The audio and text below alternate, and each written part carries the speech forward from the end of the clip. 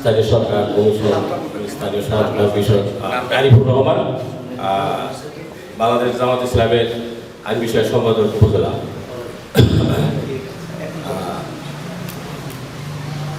এতক্ষণ আমি যে আলাপ আলোচনা শুনলাম আমাদের ভাইদের মুখ থেকে, এবং আমাদের যে আমি একটা কথা বলি, আমি এটা শেষ করবো যে আমরা ইতিপূর্বে যে আমাদের যে অভিজ্ঞতা হয়েছে, সেই সরকারে যা সেই তার সব কিছুই তার দখলে চলে যায়।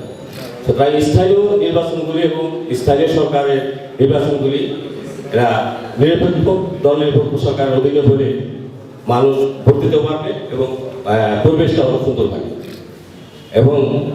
এবং প্রত্যেকটা প্রার্থীও তাদের স্বাধীনমতো কাজ করতে পারবে।